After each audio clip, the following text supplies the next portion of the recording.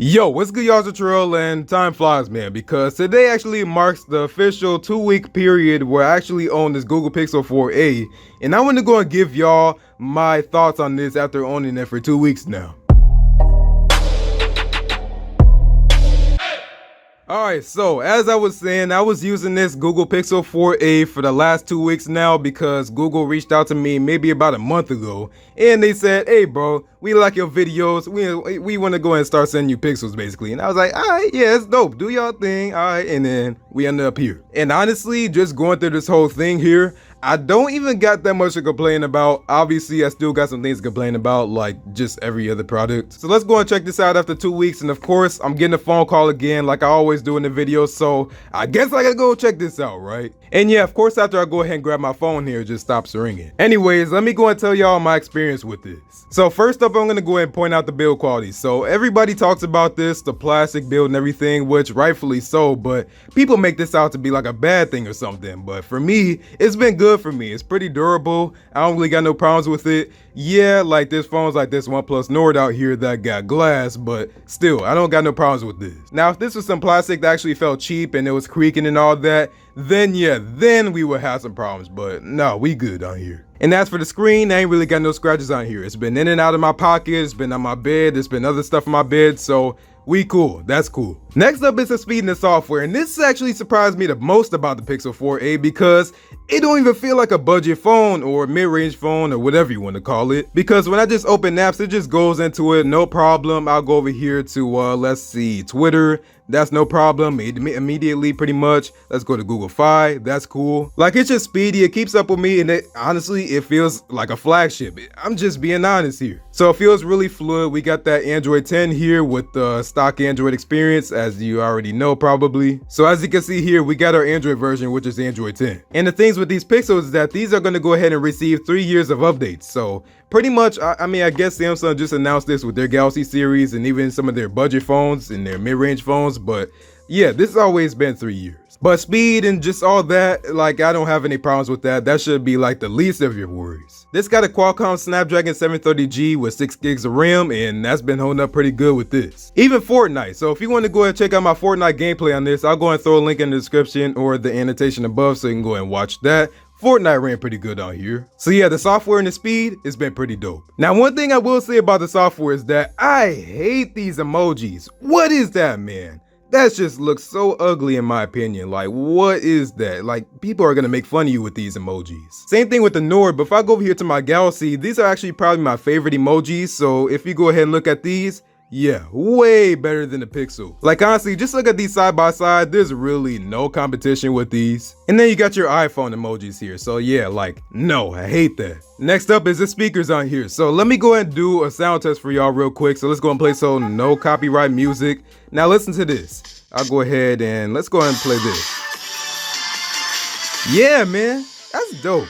So the sound out here, definitely a major go, as Flossie Carter would say, or a major go. But yeah, it sounds really good. It get really loud. The bass is pretty nice, and it's actually dual speakers here. So you have one here at the top, and then you got this one here at the bottom, and this one's a microphone. And this actually got dual speakers, unlike the OnePlus Nord, because the OnePlus Nord actually just has one speaker here at the bottom. So not really feeling that, but at least with the Pixel 4a, you got stereo speakers here. And yeah, definitely for a phone this price, it sounds pretty nice. And of course that rhymed, let's go. Next up is the battery life. So this isn't gonna be anything amazing, but well, let me go over here to the specs. For the battery, you got a 3140 mAh battery, and it doesn't last for like 2 days or anything like some of these flagship phones, but it lasts me throughout the whole day pretty easily. Like I would say about around 8 hours of screen on time. So that's been doing me pretty good. So I would say for the battery, you don't really got no problems with that. And on top of that, it actually comes with a 17-watt fast charger. So you can easily just top it up real quick. And then boom, you're good to go for the day again. Now for me, regardless of how good the battery is, I'm still gonna keep a portable charger on me. So it doesn't really matter to me, but still, the battery life on here is, well, if you don't want to carry a portable charger or you don't got one or whatever, then this is going to do you good. But one other thing I don't like about the software is that there's no face unlock, and Google knows that everybody wants face unlock, but they won't put it on here. I don't know why they won't do that, but all you got is your Pixel imprint here, and if I go over here to my screen lock, there's no face unlock, and you see increasingly unfortunately on these Android phones here, if I go over here to the smart lock, there is no face unlock in here either, like a lot of these phones. So Google, give me some face unlock. It don't gotta be secure, it just gotta be there. Next up is the fingerprint scanner. So yeah, the fingerprint scanner, like this has actually been one of my favorite things about this because it's really nice. Like it's really fast. I don't think I had one error yet on this thing. So check this out. I got this mirror here, so look at this. Boom, boom, boom. Like no problems here. We going good on this. Now let's go and talk about that 5.8-inch display. So for me, this is actually smaller than I would like it to, especially because, well, I got a Galaxy Fold. Actually, here, let me go and show you what this mirror here. So that is a Galaxy Fold, as you can see here, that I'm recording with. And you already know how the Galaxy Fold works. You have that tiny screen on the outside, but when you unfold it, you got that big old 7-inch screen. So I'm used to that, and even like with something like this OnePlus Nord here, this is a good size for me. But then when I go over here to this Pixel 4a, and you can see here the fingerprint wasn't really working. But you see here with this Pixel 4a, it's just, I don't know, I don't like the size on here that much. But I can get used to it. So if you don't know if this size will really work for you, I would recommend going to a Best Buy or something. Go ahead and put on your mask and go to a Best Buy because they require a mask and because you should just wear one anyways. But go and check out the Pixel 4a there and just see how you like the screen size, or maybe a Verizon store like T-Mobile, AT&T, Sprint even. Wait, no, they don't even got Sprint stores anymore. They switched those out for T-Mobile stores now. But anyways, my point is that you should just go ahead and check this out in the store. But as for the screen quality, yeah, it looks real nice on here. So you have that AMOLED screen here. It maxes out at 1080p with 60 FPS.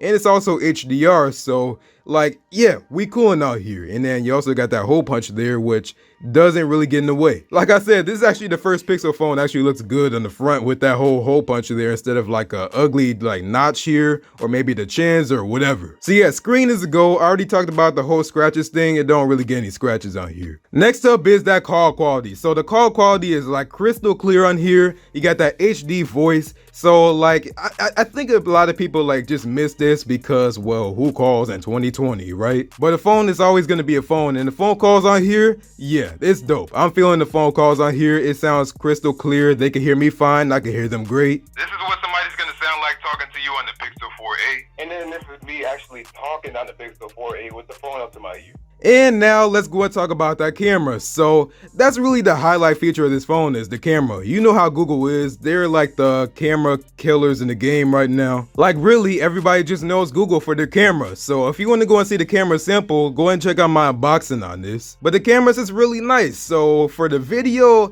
that's kind of a different story. Like, I mean, it ain't bad, but it ain't the best thing you're ever gonna see in the world. But as for the pictures, honestly, this has the best camera that I've ever seen, even over my $2,000 Galaxy Fold that I'm recording with right now. Now, as you can see here with this camera layout, it looks kind of weird because it looks like they were gonna put more cameras on here, but then they was just like, nah, like, no, we gonna just leave that alone. I just really wish that we had an ultra wide camera because at least with my Galaxy Fold and even this OnePlus Nord here, the ultra wide camera is clutch. So I'm not gonna sit here and tell you that the ultra wide camera don't matter because it definitely does. But the camera is really clutch on here. So y'all, that's gonna be pretty much it for me for 2 weeks of actually using the Pixel 4a. So this wasn't a review or anything. This was just my 2 weeks impressions on this. For this to be a review, I had to own this for a month, and it hasn't been a month obviously, so I can't review it yet. Because like for me, like a review just don't really happen in under a month. But that's just how I do things.